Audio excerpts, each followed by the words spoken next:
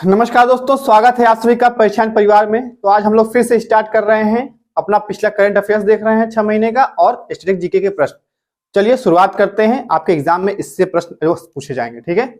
आप देखेंगे आज के जो हमारा शायरी लाए हैं थॉट के रूप में, इसको पढ़ेंगे थोड़ा। कई जीत बाकी है, कई हार बाकी है, ठीक है। कई जीत बाकी है, कई हार बाकी है, अभी तो जिंदगी का सार बाकी है। यहां से चले हैं नई मंजिल के लिए, यहां से चले हैं आप नई मंजिल के लिए। यह तो एक पन्ना था, अभी तो पूरी किताब बाकी है, ठीक है। अभी आपकी जिंदगी में बहुत चीज बचा है करने के लिए। पढ़ते रहेंगे, मेहनत करते रहेंगे। चलिए आज देखिए हमारा जो है 5वां है क्लास। पहला प्रश्न देखिए करंट का क्या है। पीएम मोदी ने किस शहर या राज्य में 2G इथेनॉल संयंत्र का उद्घाटन किया है। इंपॉर्टेंट प्रश्न है, एग्जाम में पूछेगा जरूर। इसको आप लोग करके जाएंगे देख के कि किस शहर में पीएम मोदी मतलब प्रधानमंत्री द्वारा अपने 2G इथेनॉल संयंत्र का उद्घाटन किया गया। ऑप्शन क्या क्या है, पानीपत है, भटिंडा है, हैदराबाद है, गाजियाबाद है। तो जो आपका ये है 2G इथेनॉल संयंत्र, ये आपका कहाँ है, पानीपत हरियाणा में, ठीक है।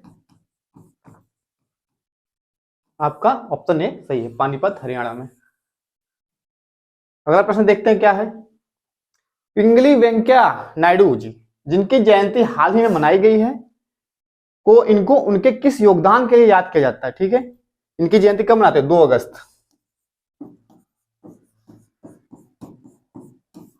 ठीक है। तो इनकी जयंती जब मनाते हैं हम, तो इनके एक योगदान के लिए मनाया जाता है। इनके नाम मतलब किस लिए चर्चे में है ये। ऑप्शन क्या है, राष्ट्रगान का संकलन किए थे, अग्रणी प्रथम स्वतंत्रता संग्राम थे, राष्ट्रीय ध्वज डिजाइनिंग थे, या फिर भारत का पहला विदेशी खेल पदक जीते थे। ये देखिए हमारा जो तिरंगा है, भारत का तिरंगा जो है, इसका डिजाइन जो है इन्होंने तैयार किया था, ठीक है। इन्होंने ही तैयार किया था। आपका ऑप्शन सी सही होगा, ऑप्शन सी। 2 अगस्त को हम इनके लिए एक जयंती के रूप में मनाते हैं, ठीक है। ऑप्शन सी आपका सही है। 1921 में महात्मा गांधी जब मतलब परमिशन लेने गए थे ये विजयवाड़ा में, राष्ट्रीय कांग्रेस जो हो रही थी सभा अध्यक्ष वहां पे, तो वहां पे इन्होंने वहां पे परमिशन दिया था महात्मा गांधी ने इनको, ये झंडा अपना भारत का घोषित किया था। ऑप्शन सी आपका इसमें सही है। चलिए आगे देखते हैं अगला प्रश्न। National institute of immunology NII के निदेशक के रूप में किसे चुना गया है, ठीक है। कौन सा है, नेशनल इंस्टीट्यूट ऑफ इम्यूनोलॉजी है, इसके निदेशक के रूप में किसे चुना गया है। RK गुप्ता को, राजीव कुमार को, देवासिया मोहती को, या फिर नलिन नेगी को, ठीक है। तो इसमें आपका जो सही आंसर है ऑप्शन सी, देवासिया मोहती को, ठीक है। ऑप्शन सी है आपका। NII के निदेशक के रूप में इन्हें चुना गया है, ऑप्शन सी। नेथन्ना बीमा योजना कहाँ शुरू की, नेथन्ना बीमा योजना कहाँ शुरू की गई है, ठीक है। एक मतलब हथकरघा आपका उद्योग जो होता है, बुनकर के लिए ये योजना आई है। बुनकर लाभार्थी से मतलब क्या है, बीमा है, इसमें कवर करने के लिए है कि अगर इसमें किसी भी मतलब की लाभार्थी का अगर मृत्यु हो जाती है तो उसको मतलब पैसा मतलब मिलेगा इसमें। तो आपका किस राज्य का योजना है, केरल का है, आंध्र प्रदेश का है, तेलंगाना का है कि तमिलनाडु का है। तो आपका जो इसमें सही आंसर है आपका ऑप्शन सी, तेलंगाना, ठीक है। नेथन्ना आपका बीमा योजना किसका है, तेलंगाना राज्य सरकार द्वारा दिया गया, ठीक है। और इसके CM कौन है, चंद्रशेखर राव।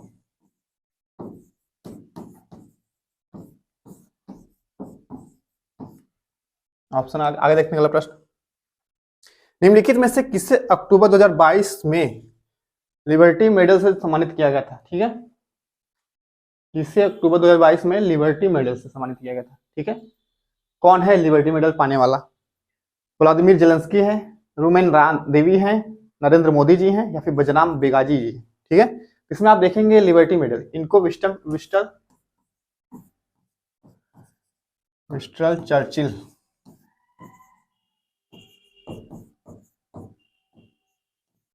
पुरस्कार भी दिया गया है, पुरस्कार भी दिया गया है। ये व्यक्ति हैं आपके यूक्रेन के प्रधानमंत्री व्लादिमीर जेलेंस्की जी, ठीक है। ऑप्शन ए आपका सही होगा। अगला प्रश्न है, निम्नलिखित में से किसने हाल ही में स्मार्ट इंडिया हैकाथॉन 2022 की मेजबानी की है, ठीक है। इसमें मतलब कि क्या है, स्मार्ट इंडिया हैकाथॉन, इसकी मेजबानी कौन किया है, ठीक है, बताना है। तो भारतीय प्रौद्योगिकी संस्थान मतलब IIT गुवाहाटी है, IIT दिल्ली है, IIT खड़गपुर है, IIT संस्थान जो आपकी कानपुर वाली है, कौन सी है इसमें, जो आपकी मतलब स्मार्ट इंडिया हैकाथॉन के मेजबानी किया है। तो ऑप्शन आपका पहला ही सही है, ठीक है, ऑप्शन ए, भारतीय प्रौद्योगिकी संस्थान गुवाहाटी असम, ठीक है, ऑप्शन ए, ऑप्शन ए यही सही है। अगला प्रश्न देखते हैं, क्या दिल्ली पुलिस आयुक्त के रूप में किसे नियुक्त किया है? दिल्ली पुलिस आयुक्त के रूप में किसे नियुक्त किया गया है, बताना है। आपके दिल्ली पुलिस आयुक्त कौन है इसमें? संजय अरोड़ा, रोहित कुमार, राकेश अस्थाना, ब्रिजभूषण मिश्रा। इसमें बताना है दिल्ली पुलिस आयुक्त कौन है इस समय। ऑप्शन आपका पहला ही सही है इसमें, संजय अरोड़ा जी, ठीक है, ऑप्शन ए पहला ही सही है, संजय अरोड़ा जी दिल्ली पुलिस आयुक्त के नियुक्त हुए हैं। दलाल स्टेट के बिग बुल, दलाल स्टेट के बिग बुल कहे जाने वाले लोकप्रिय एक व्यक्ति हैं जिनका निधन हाल ही में 14 अगस्त 2022 को हो गया है। उनका नाम क्या था? बताइए, दलाल स्टेट बिग बुल कहे जाने वाले कौन है? रेखा झुंझुनवाला है, आशीष धवन है, राधा कृष्णन दमानी है, या राकेश झुंझुनवाला है? इसमें आप देखेंगे जो ऑप्शन डी है आपका, राकेश झुंझुनवाला, इन्हीं को बिग बुल कहा जाता था। इनकी मृत्यु हो गई 14 अगस्त में, ऑप्शन डी आपका सही है। अगला प्रश्न देखते हैं क्या है, दनूरी किस देश का चंद्र मिशन है? दनूरी, दनूरी एक चंद्र मिशन है, ये किस देश का है? ठीक है, दक्षिण कोरिया है, मलेशिया है, जापान है, सिंगापुर है। ऑप्शन आपके इसमें जो सही ऑप्शन है आपका क्या है? पहला ही ऑप्शन सही, दक्षिण कोरिया के दनूरी मिशन है, ठीक है, ऑप्शन ए आपका यूएसए नासा द्वारा मिशन भेजा जा रहा है।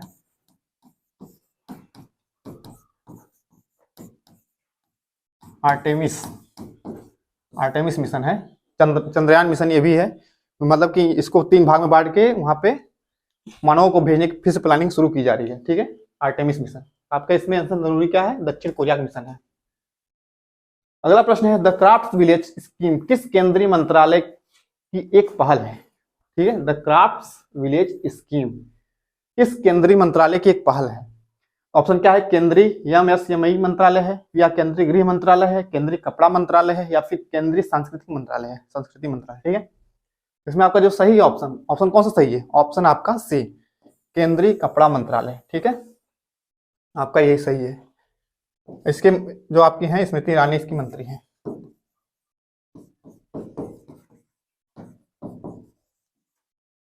ऑप्शन सी आपका सही है। अगला प्रश्न है, तीसरा भारत वियतनाम द्विपक्षीय सेना अभ्यास यक्स विनबेक्स 2022 किस राज्य में शुरू हुआ है? कौन सा एक्सरसाइज है? विनबेक्स 2022, ठीक है, किस राज्य में शुरू हुई? तीसरा है गुजरात में, राजस्थान में, उत्तराखंड में, हरियाणा में। तो जब का अभ्यास हुआ है भारत और वियतनाम के बीच द्विपक्षीय सेना अभ्यास, ये आपका कहाँ हुआ है? चंडी मंदिर आपका हरियाणा, ऑप्शन डी सही है।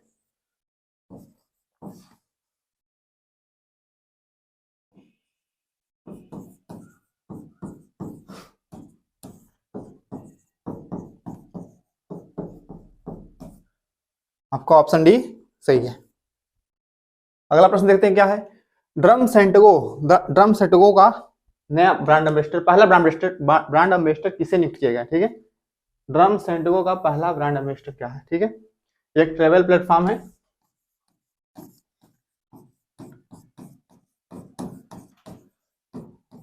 इसका ब्रांड एम्बेसडर किसे बनाया गया है? ठीक है, ऑप्शन क्या क्या है? विराट कोहली है, महेंद्र सिंह धोनी जी, पीवी सिंधु, सौरभ गांगुली। इसमें बताएंगे किसे ड्रम सेंटगो का पहला ब्रांड एम्बेसडर बनाया गया है।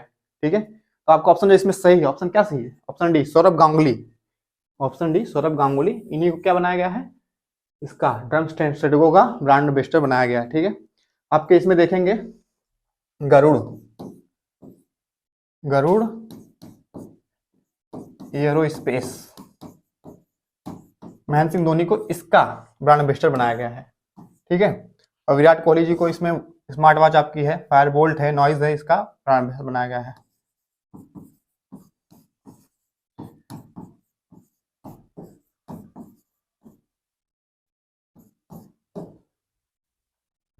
पीवी सिंधु, इनको CISF, ठीक है, और वीजा का ब्रांड एम्बेसडर बनाया गया है। आपका इसमें जो सही है, ड्रम सेंटगो का पहला ब्रांड एम्बेसडर कौन है? सौरभ गांगुली जी, ऑप्शन डी सही है। अगला प्रश्न है, डॉक्टर यान कलेस्वी किस भारतीय अनुसंधान संगठन की पहली महिला महानिदेशक बनी है? ठीक है, पहली महिला महानिदेशक हैं ये इनका नाम है डॉक्टर यन कलेसलवी, ठीक है। किसकी है ये? वैज्ञानिक और औद्योगिक अनुसंधान परिषद CSIR, या फिर भारतीय कृषि सांख्यिकी अनुसंधान संस्थान की, या फिर भारतीय कृषि अनुसंधान परिषद की, या फिर भारतीय सामाजिक विज्ञान अनुसंधान परिषद की। तो इसमें जो आपको सही है, क्या सही है? CSIR, ठीक है। ये आपका पहला ही ऑप्शन सही है। वैज्ञानिक और औद्योगिक अनुसंधान परिषद की पहली महिला निदेशक जो बनी है, डॉक्टर यन कैलेसलवी बनी है, ठीक है। ऑप्शन आपका पहला ही सही है। अगला प्रश्न देखते हैं क्या है। डिजिटल इंडिया वीक 2022 का उद्घाटन किसने किया? ठीक है, डिजिटल इंडिया वीक सप्ताह, इसका उद्घाटन कौन किया? जिसका विषय उत्प्रेरक न्यू इंडिया टिकेट है, टिकेट, ठीक है, उत्प्रेरक न्यू इंडिया टिकेट इसका विषय है, थीम है। तो बताना है कौन किया इसका उद्घाटन। नरेंद्र मोदी जी, निर्मला सीतारमण जी, द्रौपदी मुर्मू, अरविंद केजरीवाल। बताएंगे कौन किया। ऑप्शन आपका पहला से नरेंद्र मोदी, ठीक है, ऑप्शन ए यही सही है, ऑप्शन ए। इन्होंने डिजिटल इंडिया वीक 2022 का उद्घाटन किया है, ऑप्शन ए सही है। अगला प्रश्न देखते हैं क्या है। जेम्स मार्पे किस देश के प्रधानमंत्री के रूप में चुने गए हैं? ठीक है, जेम्स मार्पे नए प्रधानमंत्री चुने गए हैं किस देश के? ऑप्शन क्या है आपके पास? न्यूजीलैंड है, साइप्रस है, पापुआ न्यू गिनी, फिलीपींस। ये आपके जो प्रधानमंत्री चुने गए हैं ये आपके पापुआ न्यू गिनी, ठीक है, ऑप्शन आपका सी, पापुआ न्यू गिनी के प्रधानमंत्री हैं जेम्स मार्पे। अगला प्रश्न, जुलाई 2022 में किस युद्धपोत ने उत्तरी अटलांटिक महासागर में फ्रांसीसी युद्धपोत के साथ MPX का संचालन किया? MPX एक अभ्यास है, ठीक है। इसमें देखेंगे कौन सा भारतीय युद्धपोत शामिल हुआ था। इसमें बताना है INS Brahmaputra, INS तारकस, INS Khanderi, INS Shivalik. इसमें आप देखेंगे जो आपका युद्धपोत शामिल हुआ था MPX, जो आपका युद्धाभ्यास चला था फ्रांसीसी युद्धपोतों के साथ, उसमें आपका INS तारकस जो आपका है, ऑप्शन बी यही सही है, option B INS Tarkash, option B सही है आपका, ऑप्शन बी, ठीक है, शामिल हुआ था। अगला प्रश्न है, झींगा इंडिया के सहयोग से, झींगा इंडिया के सहयोग से विकसित भारत के स्वतंत्रता संग्राम पर आधारित, ठीक है, भारत के स्वतंत्रता संग्राम पर आधारित ऑनलाइन शैक्षिक खेलों की एक श्रृंखला क्या है? आजादी क्वेस्ट। आजादी क्वेस्ट, आजादी क्वेस्ट किसने लॉन्च की है? ठीक है, तो खेल मंत्री आपके कौन है इसमें? अमित शाह, अनुराग ठाकुर, ज्योतिरादित्य सिंधिया, राजनाथ सिंह। इसमें आप देखेंगे जो आपका अनुराग ठाकुर है, इन्होंने ही इसको लाया है। ये आपकी श्रृंखला क्या है? आजादी क्वेस्ट, ऑप्शन बी आपके अनुराग ठाकुर यही सही है, आपके खेल मंत्री यही है। अगला प्रश्न देखते हैं, चिप्स विधेयक किस देश ने पारित किया? चिप्स विधेयक सेमीकंडक्टर बनाने के लिए है।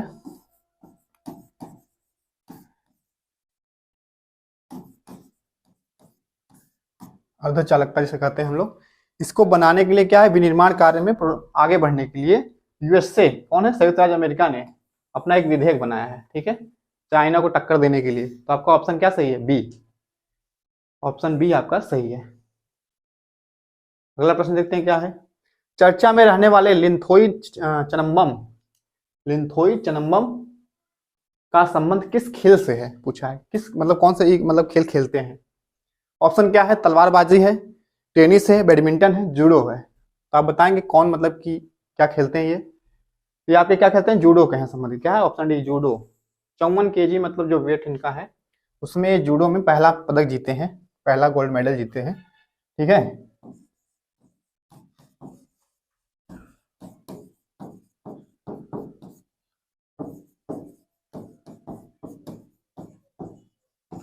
ऑप्शन आपका डी जूडो है, ठीक है, जूडो खेलते हैं ये। अगला प्रश्न देखते हैं क्या है। Global AI summit, global AI summit का मेजबान कौन सा देश करेगा? ठीक है, कौन सा देश करा है, ठीक है, पूछा है। तो AI आर्टिफिशियल इंटेलिजेंस जिसे कहते हैं हम लोग इंग्लिश में, ये कौन सा देश करेगा समिट इसकी? ऑस्ट्रेलिया करेगा, सऊदी अरब करेगा, कि स्पेन करेगा, कि फ्रांस करेगा? तो AI समिट का जो मेजबान करेगा आपका सऊदी अरब करेगा, ठीक है, ऑप्शन बी आपका सही है।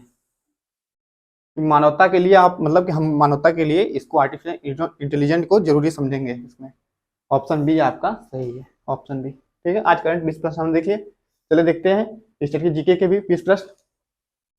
ईसा मसीह के पुनर्जीवित होने की स्मृति में मनाए जाने वाला त्योहार कौन सा है?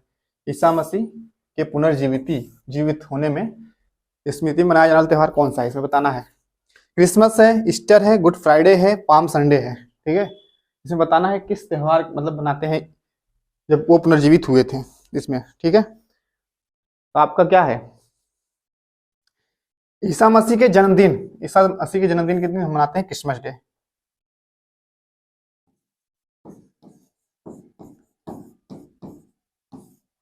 ठीक है। और ईस्टर, ईस्टर कब मनाते हैं पता है? ईसा मसीह के पुनर्जीवित होने की स्मृति में ही। ठीक है। गुड फ्राइडे कब मनाते हैं? इनके शहीद दिवस, जब ये इनकी मृत्यु हुई थी मतलब।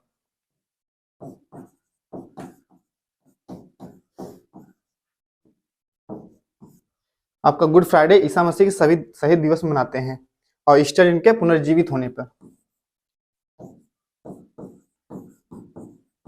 पुनर्जीवित होने पर। ये तीन चारों त्योहार। पाम संडे भी कब मनाते हैं? यरूशलेम में इन्होंने पहली बार जब गए थे, यरूशलेम कहाँ है आपका? इजराइल, इजराइल के पास। तो क्या है कि वहां पे जब ये गए थे तो वहां के लोग इनको मसीहा बोले थे, आ गए हमारे मसीहा। तो वहीं पे जब पहली बार गए थे उस दिन वहां पे पाम संडे के रूप में मनाया जाता। संडे के दिन गए थे वहां पे यरूशलेम में प्रवेश।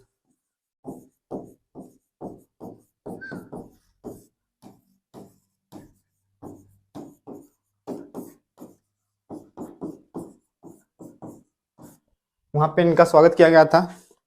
पाम मतलब नारियल के कुछ मतलब शाखा लेकर, तो इसीलिए पाम संडे उसे कहते हैं। तो आपके ईसा मसीह से रिलेटेड ये सब डे थे हम मनाते हैं, जो Christmas day, Easter, good Friday, palm Sunday. ठीक है। आपका जन्मदिन मनाते हैं क्रिसमस डे को, ईस्टर पुनर्जीवित के समय मनाते हैं, शहीद दिवस जब उनको शहीद की मतलब सूली पे लटके थे वो, गुड फ्राइडे और यरूशलेम में प्रवेश के लिए पाम संडे। ठीक है। आपका ऑप्शन इसमें क्या सही? पुनर्जीवित होने के लिए ईस्टर, ऑप्शन बी सही है, ऑप्शन बी ईस्टर। अगला प्रश्न देखते हैं क्या है। भारत का राष्ट्रीय गीत वंदे मातरम किस ग्रंथ से संकलित है? बताना है। भारत का राष्ट्रीय गीत जो हमारा है वंदे मातरम किस ग्रंथ से संकलित है? मुंडकोपनिषद है, कठोर उपनिषद है, या फिर भारत भारती है, या फिर आनंद मठ है? इसमें आपका जो ये हमारा वंदे मातरम गीत है ये आपका कहाँ है? बंकिम चंद्र चटर्जी द्वारा रचित क्या है? आनंद मठ। ऑप्शन आपका डी। ठीक है।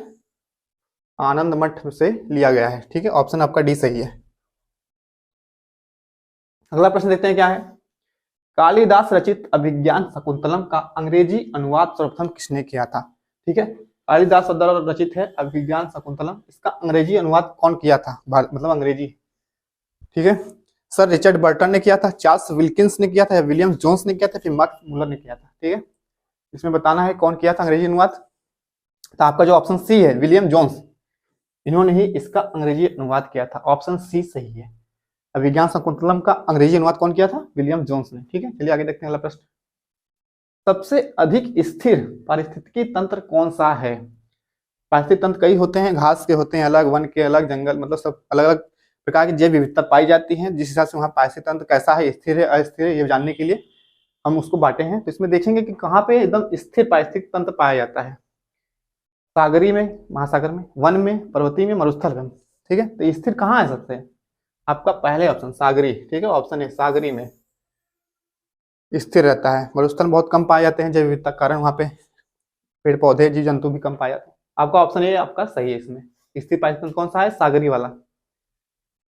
अगला प्रश्न क्या है। पेड़ पौधों एवं जंतुओं की सर्वाधिक विविधता विशेषता है? ठीक है। मतलब किस स्थान पे पेड़ पौधों एवं जंतुओं की सर्वाधिक विविधता पाई जाती है? विविधता मतलब उनकी कई प्रजातियां पाई जाती है। ठीक है।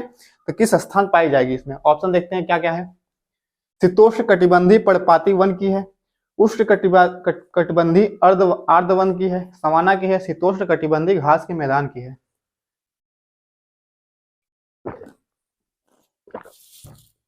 देखिए इसमें क्या सही होगा। जहां पे सबसे ज्यादा पेड़ पौधे जीव जंतु पाए जाएंगे वो आपके कहाँ है? आपके उष्ण कटिबंधीय आर्द्र वन की। ठीक है। इसमें आपका उष्ण कटिबंधीय आएगा, ऑप्शन आपका बी। और ये आपका कहाँ है? जब आप ग्लोब देखेंगे, ग्लोब पे जो आपके 0 डिग्री है भूमध्य रेखा, इसी के आसपास। ठीक है। यहाँ पे आपका उष्ण कटिबंधीय जो पाए जाते हैं सदाबहार वन, आर्द्र वन, यहाँ पे जैव विविधता सर्वाधिक पाई जाती है आपकी। ठीक है। आगे देखते हैं आगे अगला प्रश्न क्या है। कार्टाजेना प्रोटोकॉल का संबंध है। कार्टाजेना प्रोटोकॉल क्या है? ठीक है। बताना है इसका संबंध किससे है। जैव सुरक्षा समझौते से है, प्रदूषण से है, ओजोन क्षरण से है, या फिर आपका जलवायु परिवर्तन से है? ठीक है। तो आपका कार्टाजेना प्रोटोकॉल जो आपका है पहले ऑप्शन से क्या है? जैव सुरक्षा समझौते से, ऑप्शन ए। ठीक है। ऑप्शन ए सही है। आपके जलवायु परिवर्तन से आप देखें क्योटो प्रोटोकॉल है, जापान में हुआ था क्योटो प्रोटोकॉल, क्योटो प्रोटोकॉल है।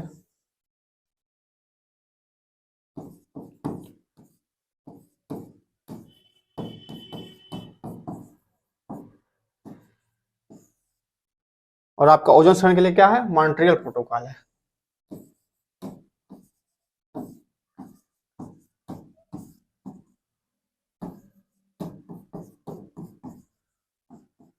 आपका ओजोन क्षरण जो होता है उसके लिए हुआ था प्रोटोकॉल, क्या है, मॉन्ट्रियल प्रोटोकॉल है। ठीक है, क्योटो प्रोटोकॉल आपका जलवायु परिवर्तन संबंधित है, लेकिन कार्टाजेना आपका प्रोटोकॉल किससे संबंधित है, जैव सुरक्षा समझौते से।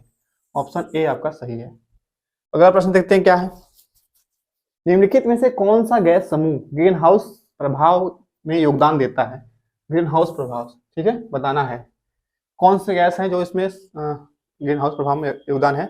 अमोनिया तथा ओजोन, कार्बन मोनोऑक्साइड तथा सल्फर डाइऑक्साइड, कार्बन टेट्राफ्लोराइड तथा नाइट्रस ऑक्साइड, कार्बन डाइऑक्साइड तथा मीथेन। इसमें देखिए जो आपका ऑप्शन डी है, कार्बन डाइऑक्साइड तथा मीथेन, ये आपके क्या है, एक मतलब क्या है, ग्रीन हाउस प्रभाव डालते हैं। ठीक है, आपका ऑप्शन डी सही होगा, कार्बन डाइऑक्साइड है और तथा मीथेन भी, ये आपके ग्लोबल वार्मिंग जो होती है आपकी ग्रीन हाउस मतलब उसके लिए इफेक्ट पड़ता है ना, तो आपका यही है, ऑप्शन डी सही है, कार्बन डाइऑक्साइड तथा मीथेन।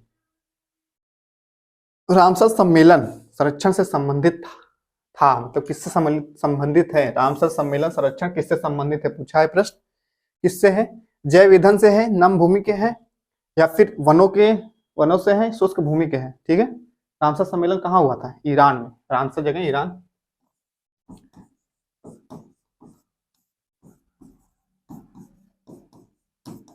कब हुआ था, 2 फरवरी 1971 में। ठीक है, तो यहाँ पे क्या हुआ था, आर्द्रलैंड, वेटलैंड जो आपकी भूमि होती है, आर्द्र भूमि कन्वेंशन करने के लिए हुआ था। ठीक है, आर्द्र भूमि कन्वेंशन यही हुआ था आपका रामसर सम्मेलन जिसे कहते हैं हम लोग, आर्द्र भूमि को लेकर ये सम्मेलन हुआ था, जहाँ पे हम इसमें ऑप्शन देखिए क्या सही होगा, नम भूमि ना, नम आर्द्र भूमि किसे कहते हैं, जैसे कि हम देखेंगे जहाँ पे दलदली भूमि होती है, जहाँ पे पानी जैसे कि सूखता ही नहीं है, दलदल टाइप बना रहता है, उस मतलब क्षेत्र को लोकेट करने के लिए वहां पे जैसे वो एरिया मतलब घोषित कर देते हैं कि आर्द्र भूमि क्षेत्र है ये, तो इसके लिए समझौता जो हुआ था आपका रामसर सम्मेलन कहाँ हुआ था, ईरान में, 2 फरवरी 1971 में। तो आपका ऑप्शन बी नम भूमि के लिए, ठीक है, ऑप्शन बी सही है। अगला प्रश्न देखते हैं क्या है, चिलेया समिति का संबंध पूछा है, चिलेया समिति का संबंध, एक समिति थी चिलेया, इसका संबंध किससे है, प्रत्यक्ष एवं अप्रत्यक्ष कर प्रणाली में सुधार से, बैंकिंग प्रणाली में सुधार से, आयात निर्यात की नीति में, इन्वेस्ट कोई नहीं। तो आप देखेंगे चिलिया समिति किससे संबंधित है, ऑप्शन आपका पहला ही सही है, प्रत्यक्ष एवं अप्रत्यक्ष कर के प्रणाली में सुधार के लिए। ठीक है, इसको करने के लिए चिलिया समिति का गठन किया गया था। ठीक है, ऑप्शन ए आपका सही है। अगला प्रश्न देखते हैं क्या है, कितने वर्ष तक लगातार बाहर रहने पर, मतलब कितने वर्ष तक लगातार आप बाहर हैं तो भारत की नागरिकता आपकी समाप्त हो जाएगी। ठीक है, अगर आप बाहर विदेश में रह रहे हैं, कितने वर्ष तक रहेंगे कि आपकी भारत की नागरिकता खत्म हो जाएगी, 3 वर्ष है, 5 वर्ष है, 7 वर्ष है, 9 वर्ष है। तो आपका इसमें देखेंगे सही आंसर क्या होगा, ऑप्शन आपका सी, ऑप्शन सी 7 वर्ष। ठीक है, ऑप्शन सी 7 वर्ष, 7 वर्ष अगर आप बाहर रहते हैं अपने देश से तो आप क्या करेंगे, नागरिकता खो देंगे। अगला प्रश्न देखते हैं क्या है, संविधान के किस अनुच्छेद द्वारा संसद की संयुक्त बैठक का प्रावधान किया गया है। ठीक है, संविधान में कौन से अनुच्छेद है जिसके द्वारा संसद की संयुक्त बैठक जहां पे की जाए, मतलब जिसमें राज्यसभा लोकसभा सभी एक साथ बैठे। ठीक है, तो कौन सा अनुच्छेद है आपका, 106 है कि 108 है कि 110 है कि 112 है। तो आप देखेंगे इसमें जो आपका सही ऑप्शन, ऑप्शन क्या सही है, 108 वाला, ऑप्शन बी, ये संयुक्त अधिवेशन की बात करता है। अनुच्छेद 110 क्या करता है, ये धन विधेयक की परिभाषा इसमें है, धन विधेयक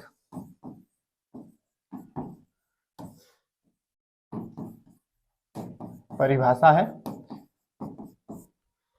अनुच्छेद 112 आपका क्या है, वार्षिक वित्तीय वितरण है, वार्षिक, एक साल में जो आपका वार्षिक वित्तीय विवरण जो होता है, वित्तीय विवरण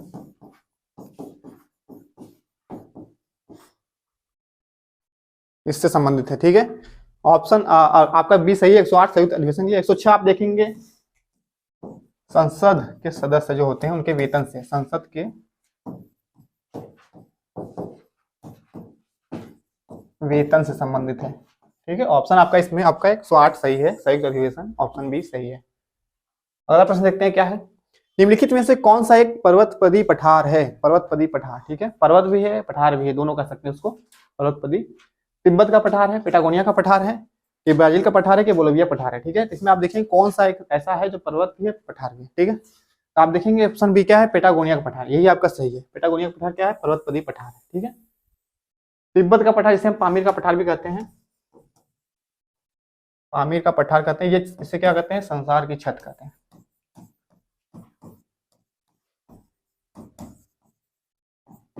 ठीक है। आपका ऑप्शन बी पेटागोनिया का पठार क्या है, पर्वतपदी पठार है।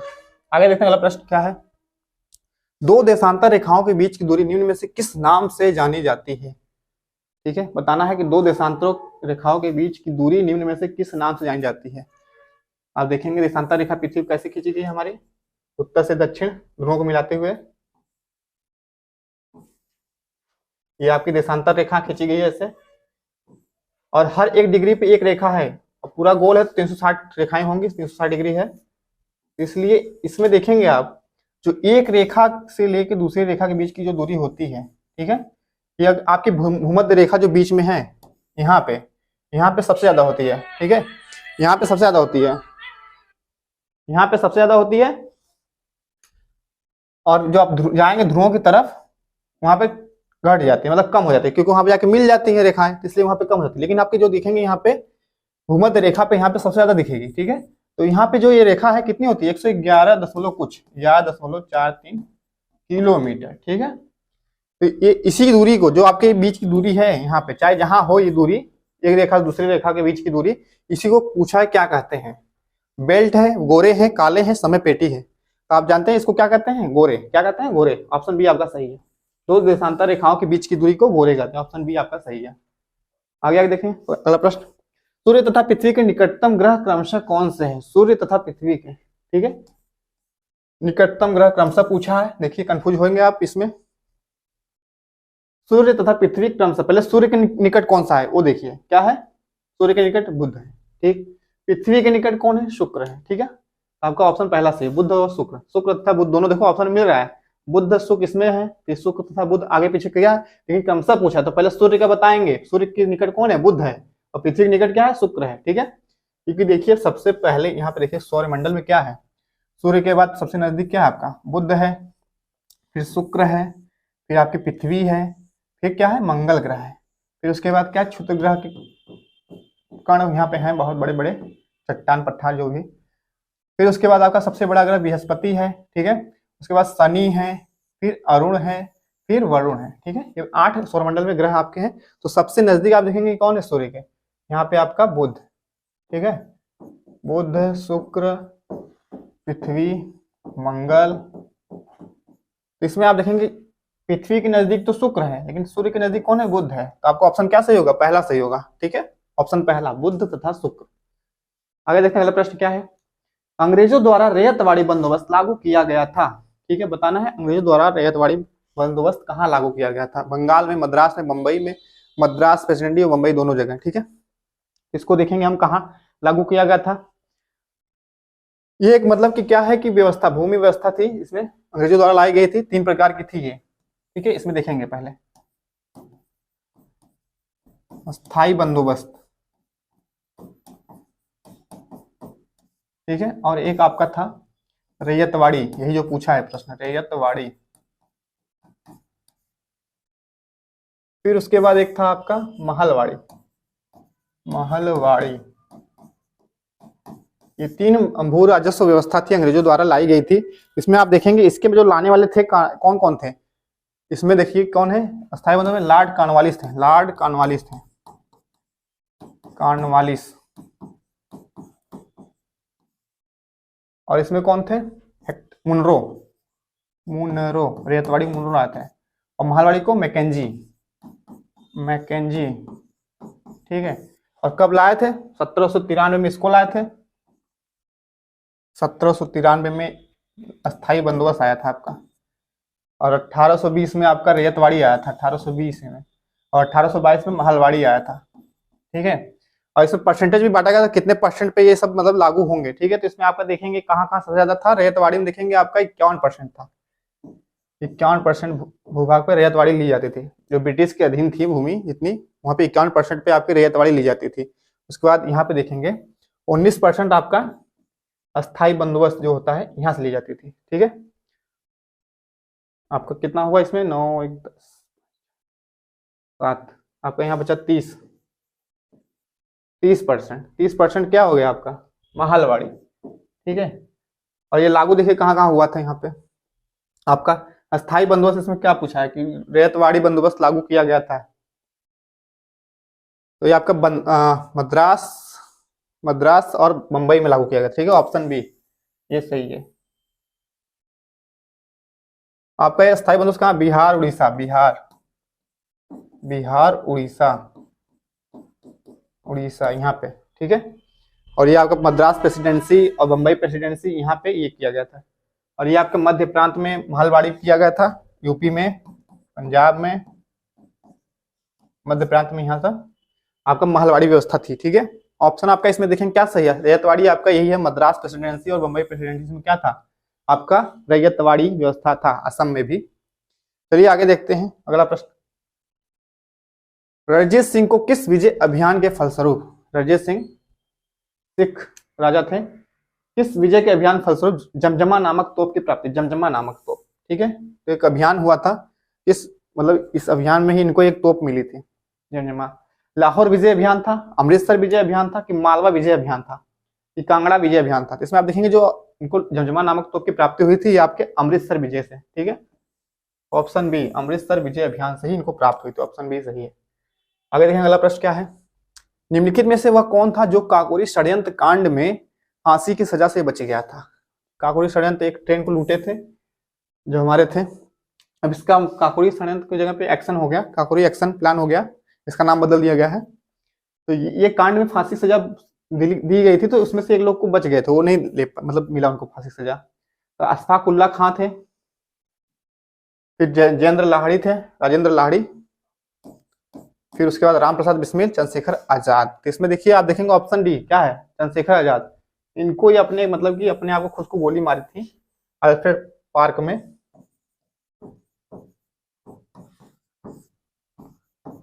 ठीक है, यहीं पे इनको मतलब पुलिस ने घेर लिया था, मुठभेड़ हुई और इन्होंने लास्ट गोली अपने आप को मार के वहीं पे शहीद हो गए। लेकिन बाकी इन तीनों को पकड़ के ले गए थे जहां पे इनको फांसी सजा दे दी गई थी। फिर आपके यही बच्चे थे चंद्रशेखर आजाद जी, ऑप्शन डी आपका सही हो जाएगा। अगला प्रश्न देखते हैं क्या है, हिंदू विधि पर एक पुस्तक मिताक्षरा किसने लिखी है, पुस्तक है मिताक्षरा, इसके लेखक कौन है पूछा है, नचंद्र, अमोघवर्ष, विज्ञानेश्वर, कंबन।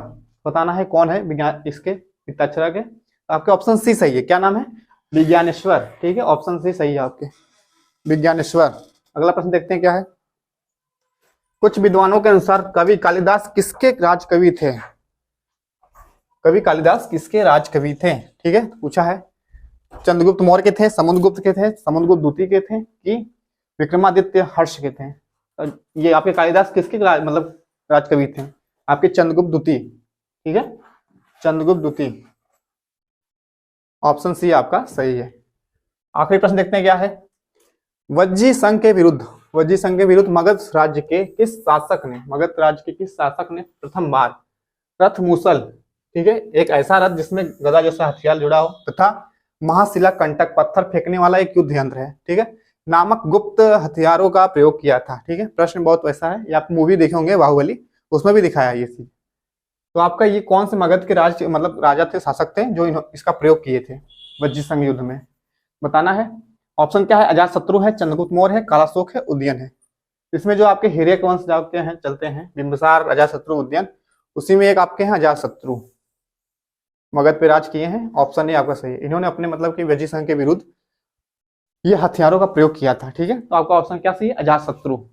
आज हमने 20 अपना करंट अफेयर्स भी देख लिया है, फिर उसके बाद 20 स्टडी जीके भी देख लिया है। तो आप हमारे चैनल को पहले देखिए, सब सपोर्ट करना है आपको, पहले सब्सक्राइब करेंगे, नहीं किए सब्सक्राइब कर लेंगे, सब्सक्राइब, फिर उसके बाद वीडियो को लाइक करेंगे और शेयर कर लीजिए। ठीक है, शेयर करेंगे ज़्यादा से ज़्यादा, और हमारे चैनल को क्या करेंगे, कमेंट, अगर कोई डाउट हो तो पूछें, और सब्सक्राइब जरूर करें। आप सभी का बहुत बहुत धन्यवाद।